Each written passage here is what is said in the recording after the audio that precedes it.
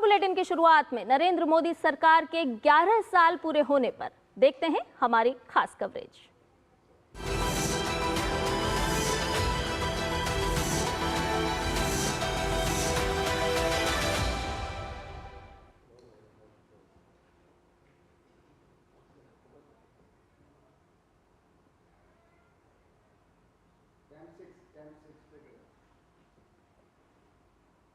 तो सेवा सुशासन के 11 साल, जी हां, केंद्र में नरेंद्र मोदी की सरकार ने आज 11 साल पूरे कर लिए हैं।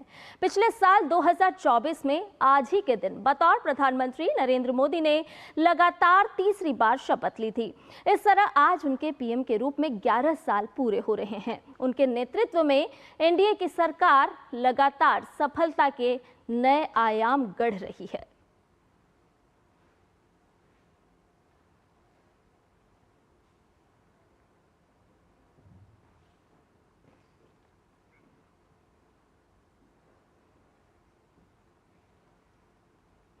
पीएम मोदी ने सोशल मीडिया एक्स पर अपनी सरकार की उपलब्धियों को कुछ इस तरह से सामने रखा है। इसमें अभी तक की उन योजनाओं का लेखा जोखा है जिसकी वजह से अंत्योदय तक सरकार की ओर से दिए जा रहे लाभ का उल्लेख है। गरीब कल्याण, युवाओं के लिए अवसर, किसान, महिलाओं को उनके अधिकार, मध्य वर्ग के लिए आसान बनाने वाली योजनाएं, उद्यमियों के लिए बनाई गई नीति, सड़क और रेल क्षेत्र में बढ़ती कनेक्टिविटी जैसे तमाम क्षेत्रों में सरकार की चलाई जा रही योजनाओं के बारे में पीएम ने जानकारी दी है।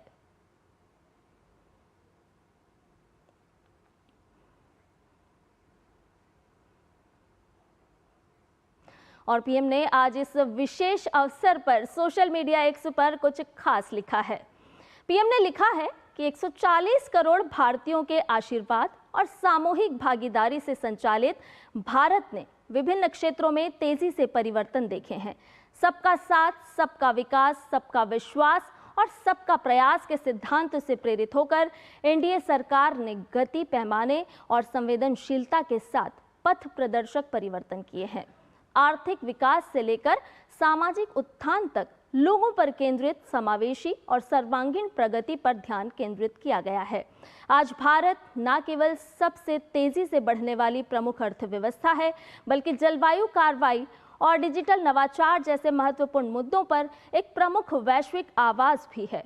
हमें अपनी सामूहिक सफलता पर गर्व है, लेकिन साथ ही हम एक विकसित भारत के निर्माण के लिए आशा, विश्वास और नए संकल्प की प्रतिबद्धता को दोहराते हैं।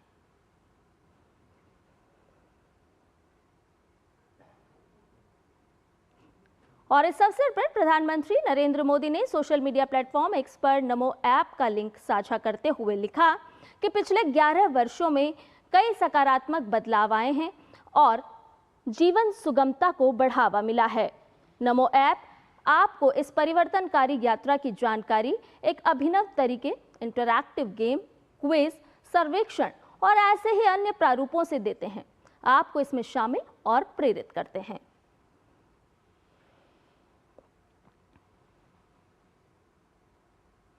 प्रधानमंत्री नरेंद्र मोदी ने कहा कि उनकी सरकार ने अपनी नीति और योजनाओं में गरीब कल्याण पर फोकस किया है। अपने एक संदेश में उन्होंने कहा कि बीते 11 वर्षों में हमारी सरकार की हर योजना के केंद्र में गरीब भाई बहनों के साथ ही जन जन का कल्याण सुनिश्चित करना रहा है। उज्ज्वला हो या पीएम आवास, आयुष्मान भारत हो या भारतीय जन औषधि या फिर पीएम किसान सम्मान निधि, इन सभी योजनाओं ने देशवासियों की उम्मीदों को नए पंख दिए हैं। हमने इस दौरान पूरी निष्ठा और सेवा भाव के साथ लोगों का जीवन आसान बनाने के लिए हर संभव प्रयास किया है। इसके साथ पीएम मोदी ने एक वीडियो भी साझा किया है।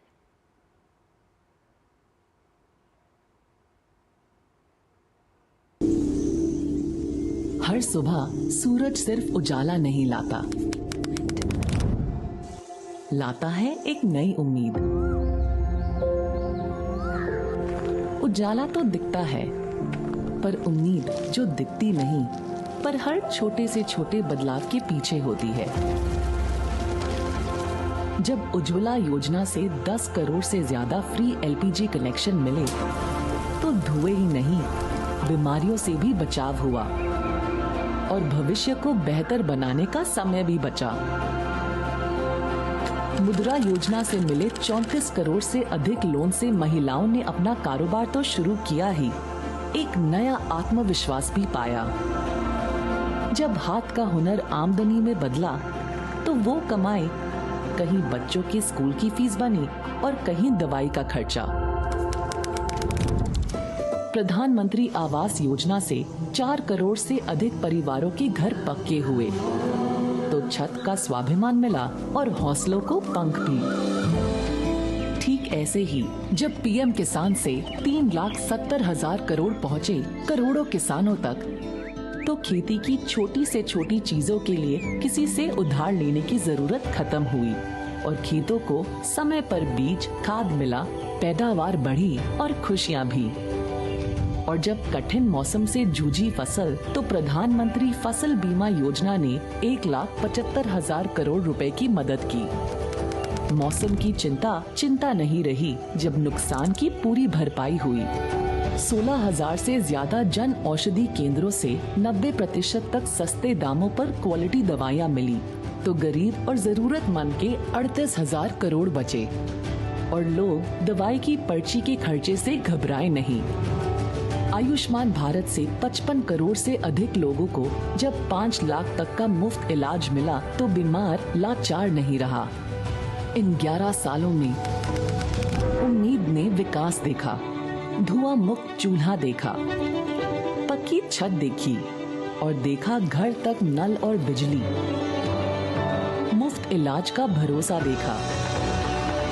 टियर 2 और टियर 3 शहरों से निकलकर बड़े होते स्टार्टअप देखे।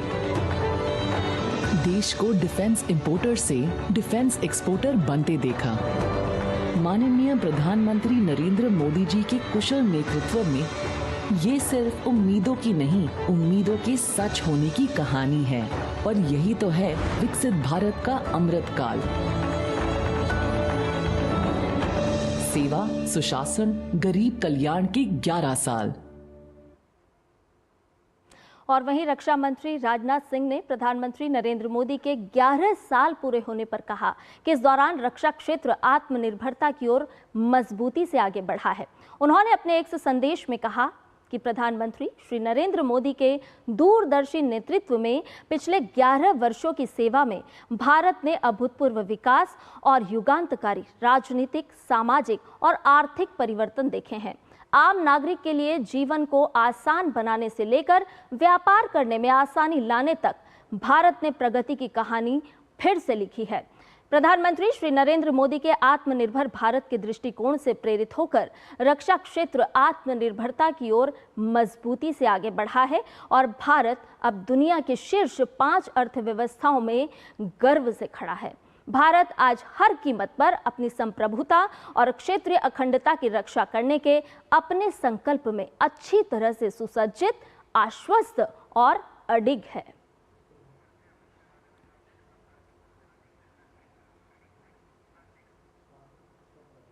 और इस अवसर पर केंद्रीय गृह मंत्री अमित शाह ने सोशल मीडिया प्लेटफॉर्म एक्स पर पोस्ट कर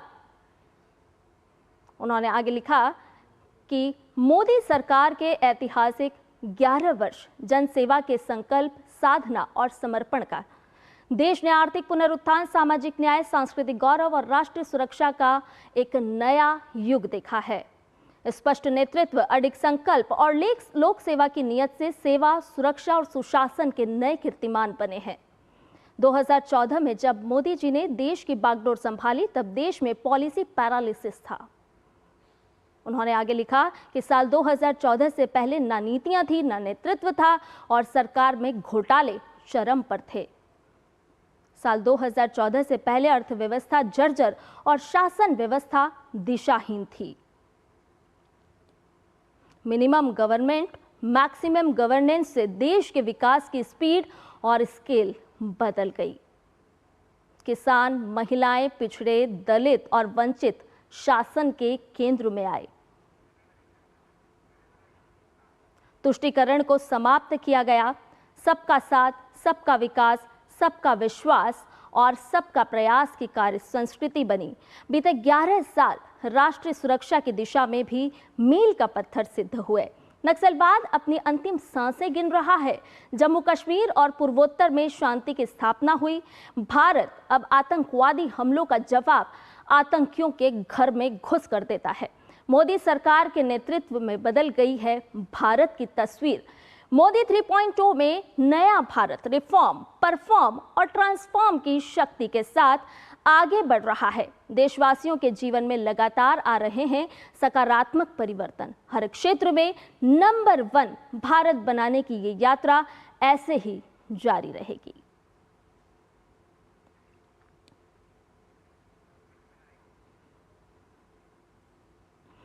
और आज बीजेपी मोदी सरकार की उपलब्धियों का लेखा जोखा सामने रखेगी। दिल्ली में बीजेपी अध्यक्ष जेपी नड्डा आज प्रेस कॉन्फ्रेंस कर विकसित भारत के भविष्य के लक्ष्यों के साथ केंद्र सरकार की उपलब्धियों को जनता के सामने पेश करेंगे।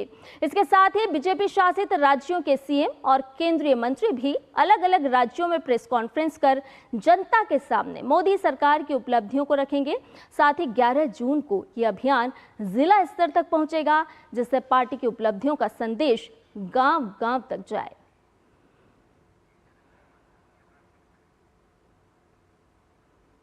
और ज्यादा जानकारियों के साथ हमारे सहयोगी संवाददाता शैलेंद्र मिश्र हमारे साथ जुड़ गए। ताज़ा अपडेट उनसे लेते हैं। शैलेंद्र, सेवा के 11 साल, सुशासन के 11 साल, आप लंबे समय से भारतीय जनता पार्टी की बीट कवर कर रहे हैं और 11 साल भी हमने देखे हैं किस तरह से प्रधानमंत्री नरेंद्र मोदी के नेतृत्व में देश ने हर दिन प्रगति की है। आप किस तरह से देखते हैं?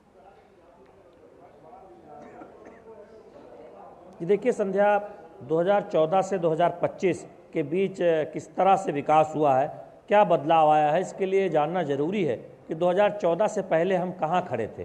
2014 से पहले दुनिया की अर्थव्यवस्थाओं में हम 11वें नंबर पर थे, आज चौथे नंबर पर आ गए हैं। 2014 से पहले हमारे पास जो रसोई गैस कनेक्शन था उसकी संख्या अब दोगुने से ज़्यादा हो गई है, जिसमें 10 करोड़ 33 लाख उज्ज्वला गैस कनेक्शन है जो गरीब महिलाओं को मुफ्त दिए गए हैं, जिसका सिलेंडर सस्ता पड़ता है आम सिलेंडर भराने के मुकाबले। 81 करोड़ लोगों को मुफ्त अनाज दिया जा रहा है पीडीएस के जरिए, और इसके साथ ही साथ 50 करोड़ से ज़्यादा लोगों को आयुष्मान कार्ड दिया गया है। और 70 वर्ष से जो ऊपर के जो बुजुर्ग हैं उन सभी बुजुर्गों को अब उसमें शामिल कर लिया गया है। पीएम आवास योजना में 4 करोड़ घर बन चुके हैं।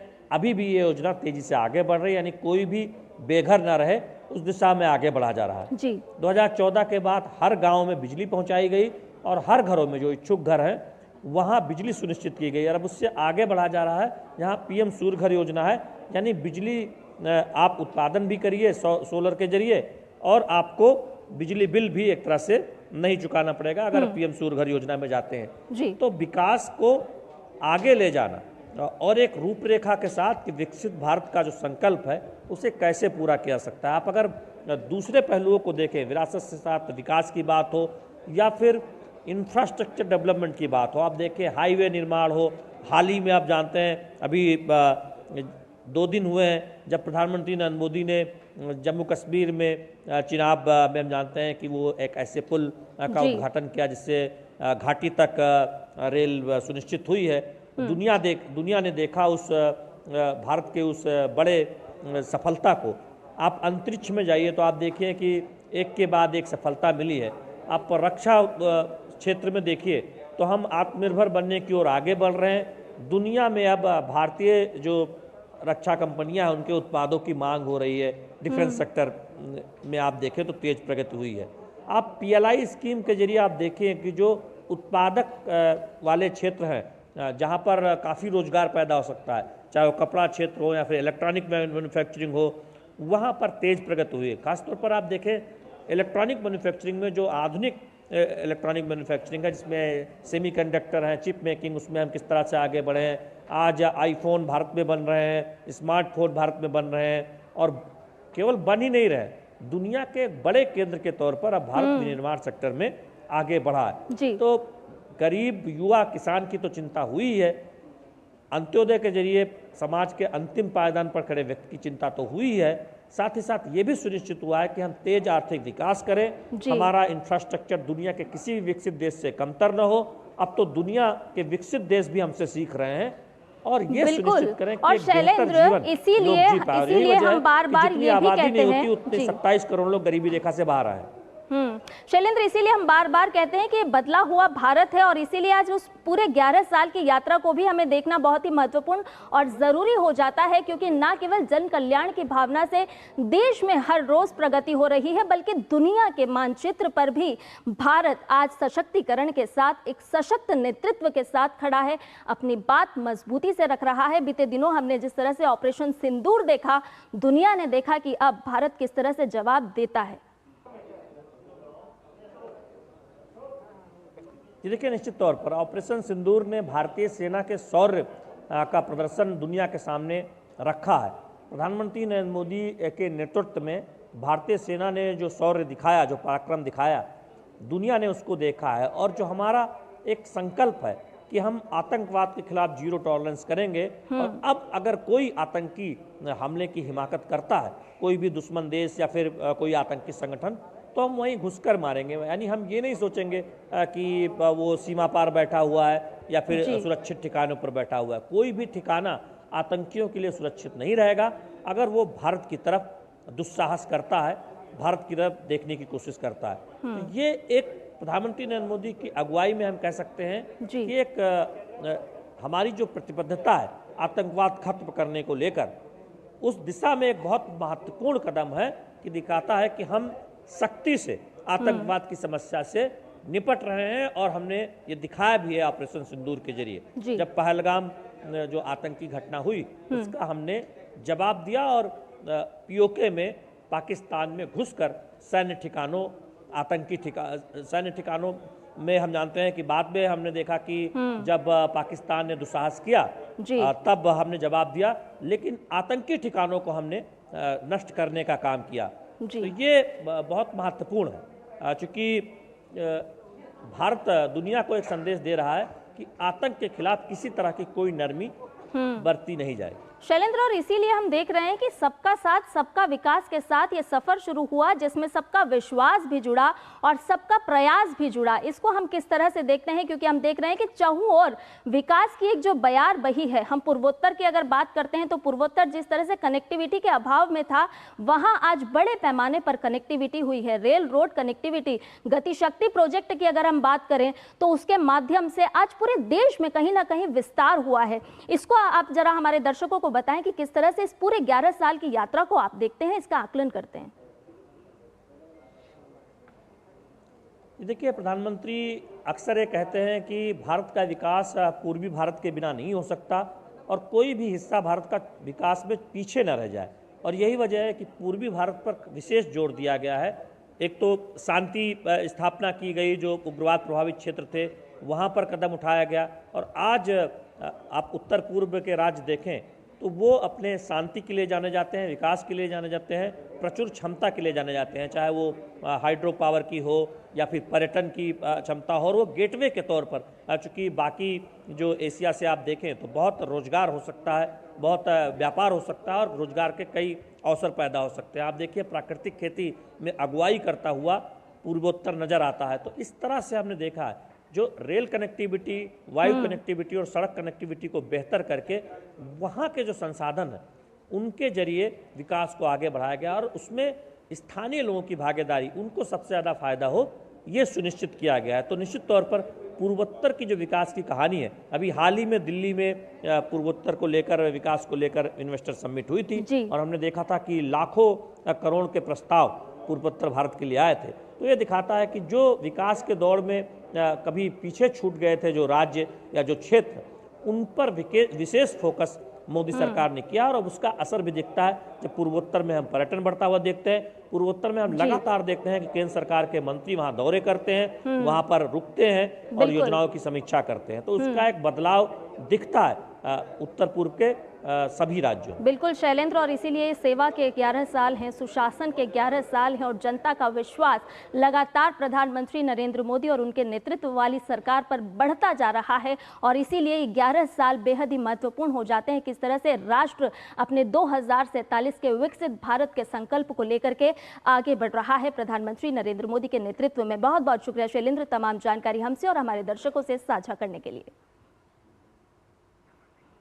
और बुलेटिन में फिलहाल रुकने एक छोटे से ब्रेक के लिए जल्द हाजिर होंगे।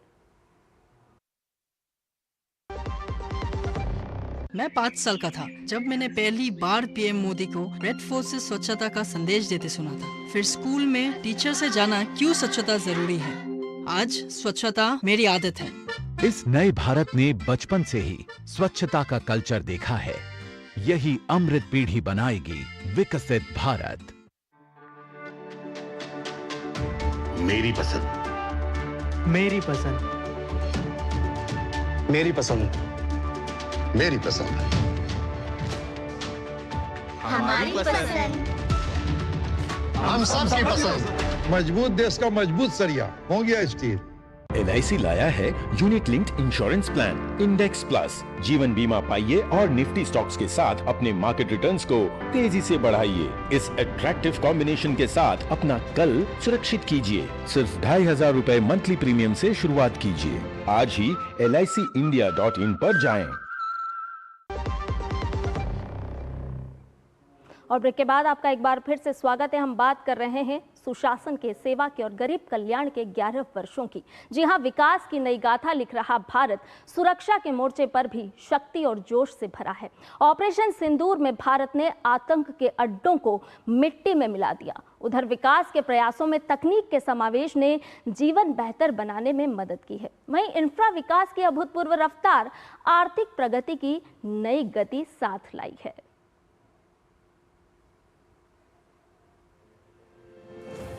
राष्ट्रीय सुरक्षा के मोर्चे पर देश के बीते 11 वर्ष आत्मविश्वास से भरे और आत्मनिर्भरता को समर्पित रहे।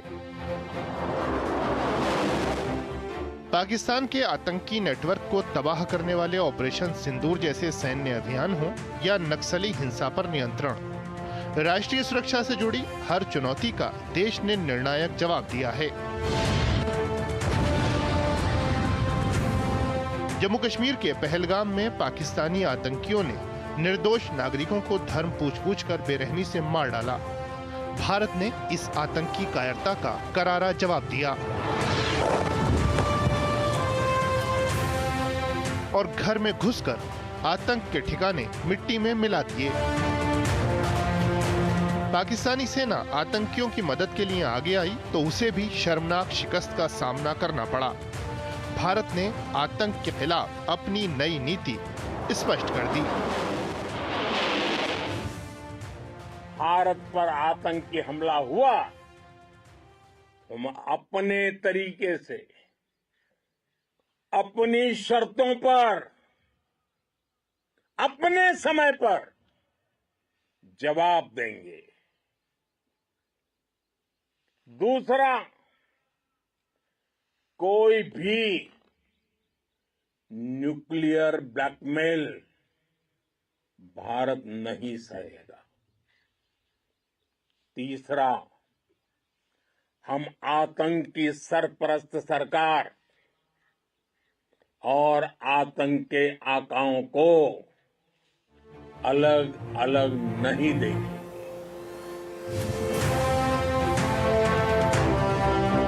विकसित और आत्मनिर्भर भारत के प्रधानमंत्री नरेंद्र मोदी के विजन का बेहद अहम पहलू है रक्षा क्षेत्र में आत्मनिर्भरता। भारत के रक्षा उत्पादन की धूम आज वैश्विक स्तर पर है।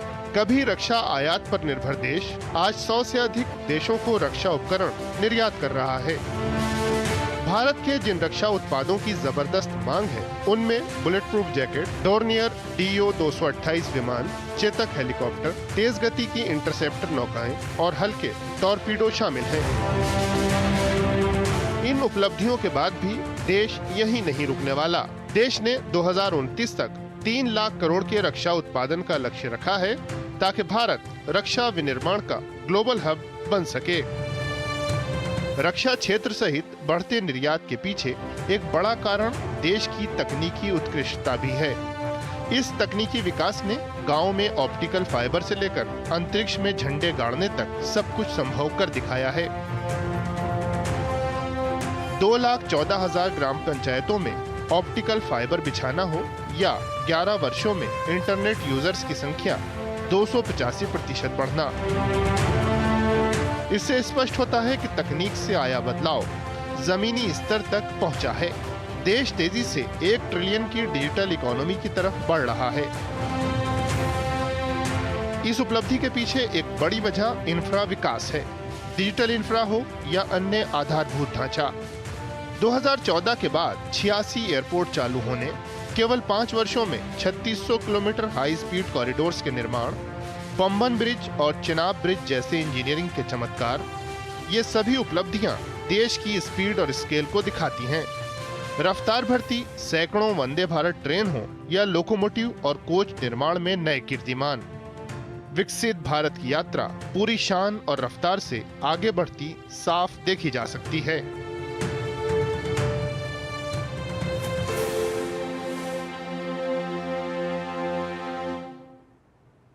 और कभी उग्रवाद का शिकार रहे नॉर्थ ईस्ट जैसे क्षेत्र भी विकसित भारत की यात्रा में बढ़ चढ़कर भागीदारी कर रहे हैं। तेज विकास के बीच भारत पर्यावरण संरक्षण को लेकर पूरी तरह प्रतिबद्ध रहा है। बीते 11 वर्षों में विरासत भी विकास भी मोदी सरकार की मूल नीति रही है।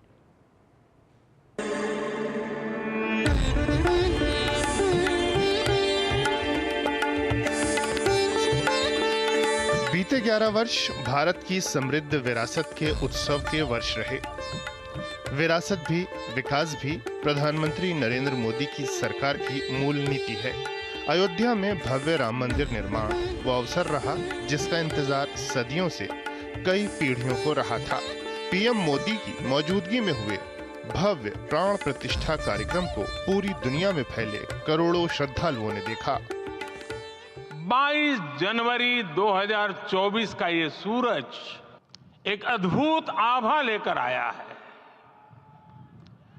22 जनवरी 2024 ये कैलेंडर पर लिखी एक तारीख नहीं, ये एक नए काल चक्र का उद्गम है।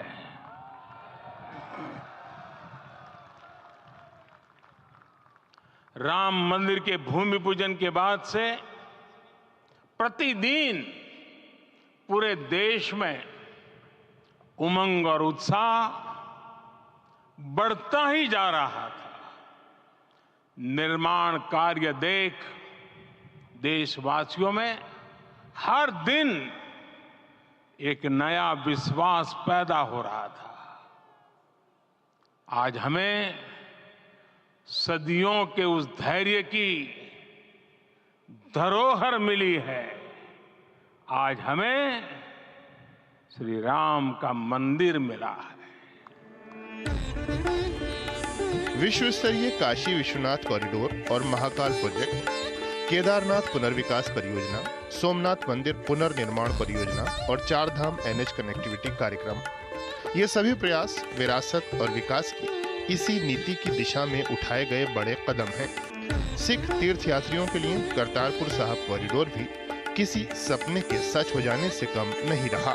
ये तो हुई विरासत की बात। विकास के मोर्चे पर भी बीते 11 वर्ष उपलब्धियों से भरे रहे।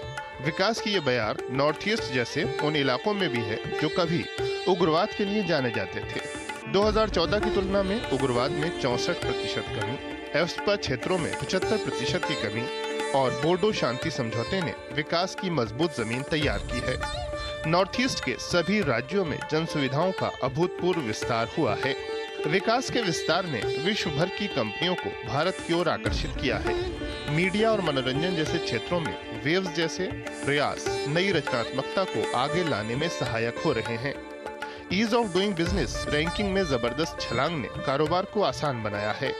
1500 से ज्यादा पुराने कानून निरस्त होने और नए श्रम कोड आ जाने से इन प्रयासों को और गति मिली है। 2014 से पहले देश में केवल कुछ 100 स्टार्टअप थे, आज उनकी संख्या 1,60,000 से अधिक है। विकास की इस यात्रा में भारत पर्यावरण को लेकर अपनी प्रतिबद्धताओं का भी पूरा ध्यान रखे हुए है। पीएम की एक पेड़ मां के नाम अभियान पहल के तहत देश विदेश में 142 करोड़ से अधिक पौधे लगाए गए हैं। मिशन लाइफ और अंतर्राष्ट्रीय सौर गठबंधन जैसे कदम पीएम के वो प्रयास हैं जिन्हें दुनिया ने सराहा है। नवीकरणीय ऊर्जा क्षमता का अभूतपूर्व विस्तार हो या प्रोजेक्ट चीता, भारत पर्यावरण संरक्षण की दिशा में विश्व को राह दिखा रहा है। तो सेवा